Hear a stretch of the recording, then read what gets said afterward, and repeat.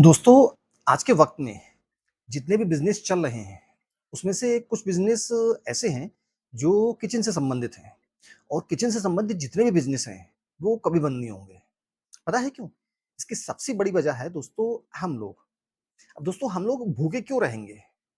अगर हम लोग भूखे नहीं रहेंगे, कभी रह ही नहीं सकते, तो ये बिज़नेस दोस्तों हमेशा चलेंगे और सक्सेस रहेंगे, कभी डाउनफॉल नहीं होंगे। इस बिज़नेस में दोस्तों कभी भी गिरावट नहीं आएगी। दोस्तों किचन से संबंधित आइटम्स, किचन में होने वाले जितने भी आइटम्स हैं, उन आइटम्स को लेने के लिए मार्केट में कौन जाता है? आप खुद जाते हो, आपके फादर जाते हैं या आपकी मदर जाती हैं। कोई ना कोई तो दोस्तों शॉपिंग करने जाता ही होगा। अब उन किचन के आइटम में से किसने कितने ऐसे आइटम हैं, जिन आइटम्स के रेट आपको मुँह ज़बानी या बरबली याद रहते हैं? नमक, सरसों का तेल, रिफाइंड, चीनी, पिसी हुई शक्कर, कुछ ऐसे आइटम जो आपको रेट बरबली याद रहते हैं।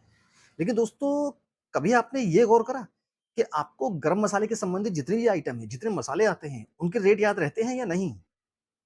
नहीं रहते होंगे। पता है क्यों? गरम मसालों के रेट दोस्तों कभी किसी को याद इसलिए नहीं रहते कि हमारे किचन में गरम मसाले दोस्तों भले ही चाहे सुबह के नाश्ते में, दोपहर के खाने में या शाम के खाने में इस्तेमाल तो ज़रूर होते हैं, लेकिन वो बहुत कम मात्रा में इस्तेमाल होते हैं। गरम मसाला दोस्तों तीनों वक़्त के खाना और नाश्ते में इस्तेमाल ज़रूर होगा, लेकिन वो कम मात्रा में इस्तेमाल होगा, इसलिए जब कम मात्रा में इस्तेमाल होगा, तो वो हमारे किचन में दोस्तों खत्म भी देर से होगा। अब अगर हम उस आइटम को गरम मसाले में जितने भी आइटम आते हैं, वो सारे आइटम्स को महीने में 1 बार ले आए, उसकी शॉपिंग 1 बार कर ली, तो दोस्तों ये मान के चलो कि उसका नंबर अगले महीने में ही आएगा, 1 महीने बाद ही आएगा और 1 महीने तक हम गरम मसालों के रेट क्या याद रख पाएँगे? नहीं रख पाएँगे। 95% दोस्तों गरम मसालों के रेट लोग याद नहीं रख पाएँगे और अगर किसी आइटम्स के रेट याद रख भी लिए, तो दोस्तों 1 महीने में कम से कम 4 या 5 बार गरम मसालों पे दोस्तों उतार और चढ़ाव होता रहता है। इनके रेट डाउन और अप होते रहते हैं। अब दोस्तों अगर आप मसालों के रेट याद नहीं रख पाते, तो दोस्तों ये जो दुकानदार हैं, आपको टाटा नमक या जो भी नमक इस्तेमाल करते हैं वो, अरहर की दाल, रिफाइंड ऑयल, मस्टर्ड ऑयल या इस टाइप के जो भी छोटे-मोटे आइटम्स हैं जो किचन के अंदर यूज़ होते हैं, चावल, आटा, इस टाइप के आइटम जब आप लेंगे, तो वो आपको बहुत ही मुनासिब रेटों में दे देंगे। अब आप सोचोगे कि यार ये दुकानदार बहुत अच्छा है, इसने हमें बहुत मुनासिब रेटों में दिए। क्यों? क्योंकि दोस्तों ये आइटम्स जितने भी होते हैं, इन सबके रेट ज़्यादातर लोगों को याद रहते हैं, क्योंकि ये ज़्यादा इस्तेमाल होते हैं। हमारी किचन में ज़्यादा इस्तेमाल होते हैं, हम लोग इन्हें ज़्यादा इस्तेमाल में लाते हैं और ज़्यादा खरीदते हैं। ज़्यादा इस्तेमाल में लाएँगे, तो ज़ाहिर-सी बात है बार-बार खरीदेंगे भी। जब बार-बार खरीदेंगे तो हमें ये आइटम्स याद हो जाएँगे। इनके रेट्स याद हो जाएँगे। तो इन आइटम्स के रेटों में कोई भी दुकानदार ऊँच-नीच नहीं कर सकता, ज़्यादा रेट आपसे नहीं ले सकता। अगर आप पूरे किचन का सामान किसी दुकानदार से लेते हैं, तो वो आपको इन सारे आइटम्स में रेट मुनासिब लगाएगा। लेकिन दोस्तों वो आपको गरम मसालों में चपत लगा देगा, 100% श्योर। हर दुकानदार दोस्तों गरम मसालों में चपत लगा ही देता है हर कस्टमर को। क्यों? क्योंकि गरम मसालों के रेट किसी को याद ही नहीं रहते। गरम मसालों की क्वांटिटी बहुत थोड़ी-थोड़ी होती है, उसके बावजूद कॉस्टली होती है। ये सबको पता है कि गरम मसाले महँगे होते हैं, लेकिन कितने महँगे होते हैं, कितने सस्ते होते हैं, ये किसी को याद नहीं रहता। दोस्तों, आज के वक़्त में अगर आप अच्छी शॉप अच्छी शॉप जिसमें टोटल गरम मसाले हों, गरम मसालों से संबंधित जितने भी आइटम्स आते हैं दोस्तों, वो उसके बिज़नेस करें। अगर आप एक पर्टिकुलर तरीके से वैरायटी को मेंटेन करते हुए उसका बिज़नेस करें, तो दोस्तों आप अपने बिज़नेस को बहुत अच्छा ग्रो कर सकते हो, बहुत अच्छा प्रॉफ़िट कर सकते हो।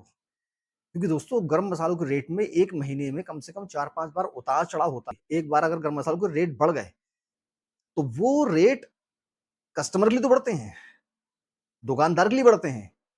लेकिन जब रेट उतरते हैं, तो दुकानदार के लिए रेट उतरते हैं, कस्टमर के लिए रेट नहीं उतरते।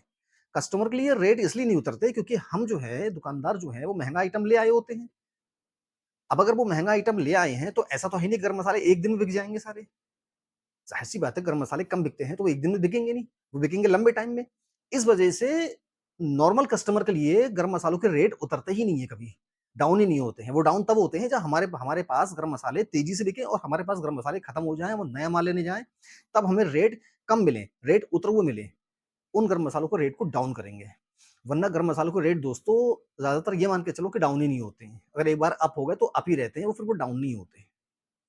और गरम मसालों में दोस्तों जितने भी मसाले हैं, उसमें से कुछ मसाले ऐसे हैं जो कभी-कभी ढूँढे से नहीं मिलते हैं। जबकि वो नॉर्मल तरीके से इस्तेमाल करके आप अपने किचन में यूज़ कर सकते हैं उसे आप। जैसे दालचीनी पाउडर है, दालचीनी पाउडर नहीं मिलता है, ना के बराबर मिलता है, बहुत मुश्किल से मिलता है, किसी ब्रांडेड कंपनी के नहीं मिलता है। जबकि किचन की औरतें दालचीनी पाउडर ढूँढती रहती हैं, उनसे कहो कि दालचीनी ले जाओ, आप उसे किचन में ले जाके मिक्सी के अंदर पीस लेना। लेकिन नहीं, उन्हें दालचीनी ही चाहिए। तो कुछ आइटम्स ऐसे भी हैं किचन के अंदर गरम मसालों में, आप अगर उसका बिज़नेस करें तो आप उसकी पिसाई करवा कर, एक छोटी-सी, छोटी-छोटी 25 ग्राम, 50 ग्राम की पैकिंग में करवा कर आप अपने गरम मसालों में वहाँ पर इस्तेमाल कर सकते हैं। आप अपनी शॉप पर रख सकते हैं और उसे बेच सकते हैं। हल्दी, धनिया, मिर्च, साबुत तो बिकेगा ही बिकेगा। हल्दी, धनिया, मिर्च जितना भी होता है दोस्तों, ये साबुत तो बिकेगा ही बिकेगा।